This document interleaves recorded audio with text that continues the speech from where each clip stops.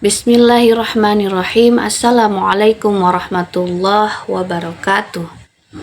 Alhamdulillahirabbil alamin wa bihi nasta'inu ala umuri dunya waddin wa ala alihi wa sahbihi ajma'in, amma ba'du. Puji dan syukur marilah kita panjatkan kehadirat Allah Subhanahu wa taala.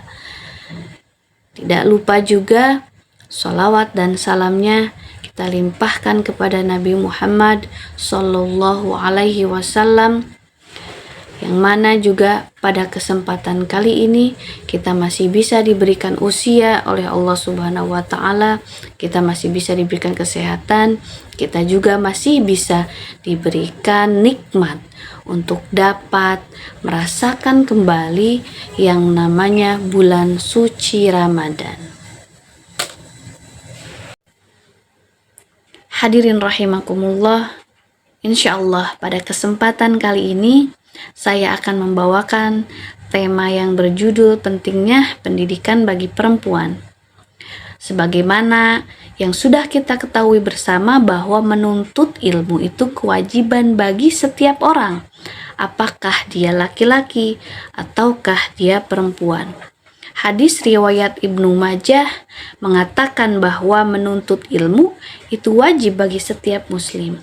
Bahkan Allah sendiri berfirman di dalam surat Al-Mujadilah ayat 11 bahwa Allah akan meninggikan orang-orang yang berilmu di antara kalian beberapa derajat. Hadirin, sebagaimana yang sudah kita ketahui, kita juga pernah mendengar bahwa perempuan dianggap sebagai tiang agama dan juga tiang negara. Maka dalam hal ini tentu saja kapasitas perempuan dan juga kualitas perempuan itu sangat menentukan masa depan agama dan juga negara. Namun dalam realitas perempuan selalu dianggap hanya akan kembali pada rutinitas yang sama-sama saja, yakni rutinitas domestik dengan mengurusi urusan kasur, urusan dapur, dan juga urusan sumur. Hal demikian pada akhirnya membuat perempuan itu sendiri berpikir bahwa untuk apa saya harus berpendidikan tinggi kalau pada akhirnya akan kembali mengurusi urusan rumah, akan kembali mengurusi urusan keluarga, urusan suami, urusan anak. Maka pertanyaannya adalah, apakah penting perempuan itu berpendidikan? Tentu saja jawabannya adalah sangat penting. Karena apa? Karena dengan perempuan berpendidikan, maka perempuan mampu memberikan pendidikan yang baik bagi anaknya. Karena nanti ketika perempuan ini memutuskan untuk menikah, berkeluarga, kemudian memiliki anak, perempuan ini akan menjadi madrasah pertama bagi anaknya, yang tentu saja perempuan ini harus membimbing, membersamai, mengasuh anak dengan ilmu supaya anak ini dapat diarahkan, dapat dibimbing, dapat diasuh dengan kebaikan-kebaikan dan juga dengan ilmu yang sudah dia miliki. Jika pertanyaannya adalah tadi apakah perempuan wajib berpendidikan, maka jawabannya kita semua sepakat sangat penting. Namun pertanyaan selanjutnya adalah, untuk apa perempuan itu harus berpendidikan? Jawabannya adalah, yang pertama, supaya perempuan memiliki kemandirian dan juga keberdayaan.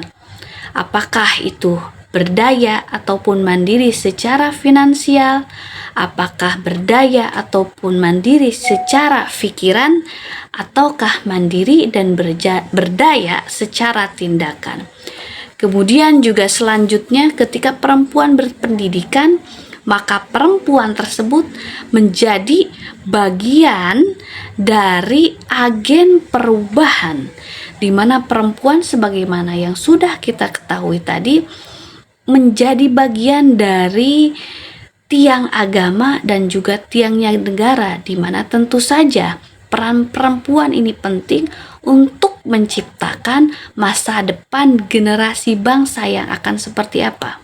Kemudian selanjutnya, perempuan juga dengan berpendidikan, dia mampu dan bisa memiliki kontribusi untuk membangun keluarga yang berkualitas. Selain itu juga dengan perempuan berpendidikan, maka dia akan sadar akan hak-haknya sebagai perempuan. Kemudian Bung Hatta pernah berkata bahwa jika kau mendidik laki-laki, maka kamu hanya mendidik satu orang. Tetapi jika kamu mendidik perempuan, maka kamu mendidik satu generasi. Kemudian apa makna dari itu?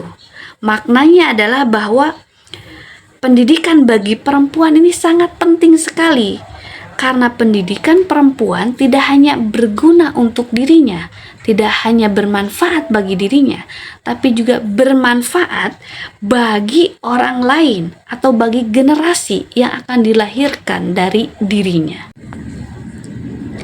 Ada beberapa cara yang bisa perempuan akses untuk mereka dapat pendidikan, yakni bisa melalui lembaga formal seperti sekolah dasar, SMP, SMA, bangku perguruan tinggi.